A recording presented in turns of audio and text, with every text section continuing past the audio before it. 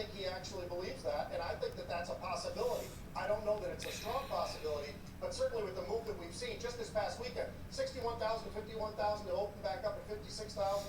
I mean, that shows you what kind of a volatility we're talking about. Yeah.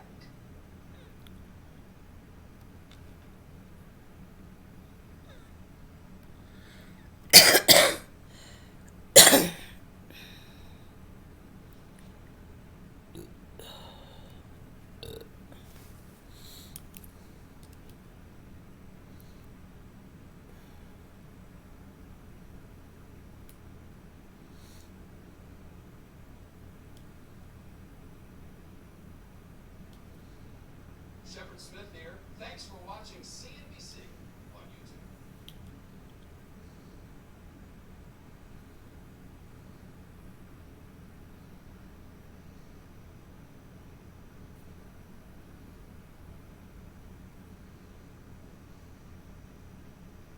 To improve healthcare, you have to fix payments. Let Waystar be your guide. We're able to access claims, submission, remittances, patient statements, patient payments, claim status, all in one place. Now I've got a system for prioritizing claims that works.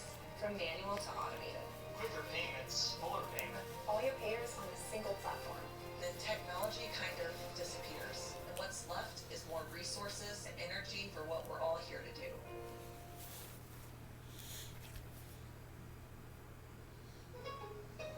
Colors can be sketched, tie-dyed, or even stretched. Whether you prefer hot pinks or cool blues, we have thousands of colors to show off every shade of you. Discover your colors with Michael's same-day delivery and curbside pickup. Michael's, made by you. We are here in Omaha, Nebraska this morning with Warren Buffett, the chairman and CEO of Berkshire Hathaway. He's just released his 55th annual shareholder letter to the shareholders over this weekend, and this is actually the 13th year that we are now in Omaha talking to him after that letter. This is a show that we call Ask Warren, so that people can write in their own questions to Mr. Buffett after they've read that shareholders letter. But obviously this morning, given the news, there are a lot of other questions that people have concerning the stock market. Let's jump right into it with Mr. Buffett, who is here with us right now. And Warren, thank you for being here today. It's good to see you. Thanks for having me. I want to talk about the letter. Obviously, one of the things that you touch on in the letter is when people should be buying stocks. We're going to dig into a lot of it, but when you're looking at the futures down about 818 points this morning, I think probably the first thing viewers want to hear from you are your thoughts on what's happening with coronavirus, if this is a reason to panic, and if you are worried about this. Well, I don't know if any special thoughts beyond coronavirus.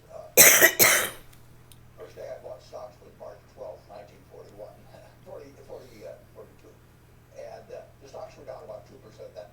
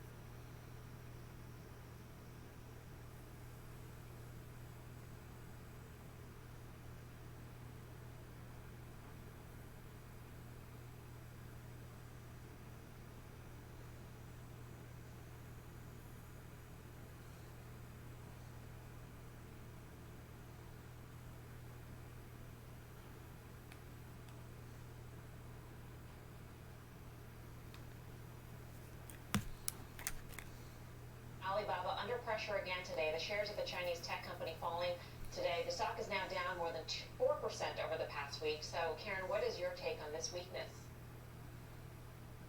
Yeah, so this one has really been a thorn in my side. I think it's not only Alibaba. I think Tencent, JD.com, Meituan are all down. But I think specific to Alibaba, a couple of things that came out this week. One, they lowered the fees for merchants. I think this was part of the antitrust settlement that we saw. I don't know if that was last week or the week before.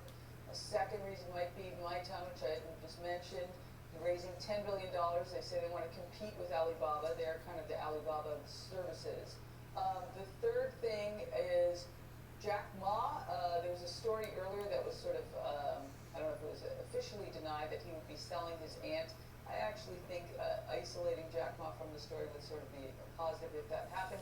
One thing I saw today, and I wondered if this hangs on it, is that SoftBank was increasing their margin loan backed by their Alibaba stock to $10 billion. So, you know, we're all kind of sensitive to the idea of stock that's being a collateral for margin loan. I don't know if that was weighing on it as well. I think the stock was just so sick of going down every day, it actually managed to end the day only down very slightly. I put on this today a 240, 260, 1x2 call spread for May 21st, which is their earnings.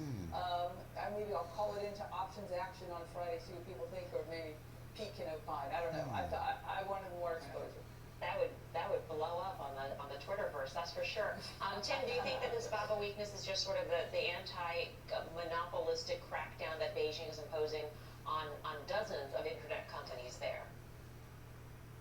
Yeah, and I think that you remove the value of, again, some of the investments in the ant and, you know, even Alipay. And I think, look, I love the fact that there's a fine that's been paid and a page turned. And I think not a lot of look back on this. I think that their GMV, their dominance is not really rooted in pushing merchants around. I mean, Tmall and Taobao are just dominate.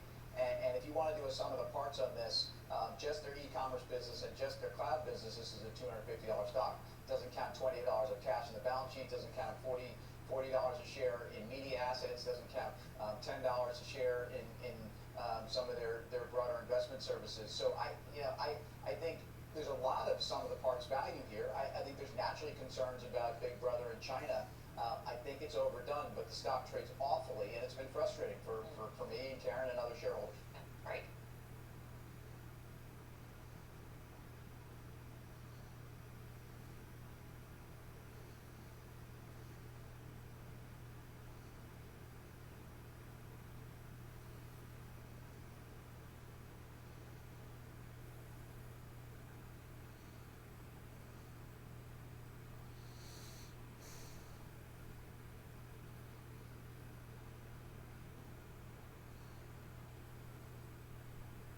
Shepard Smith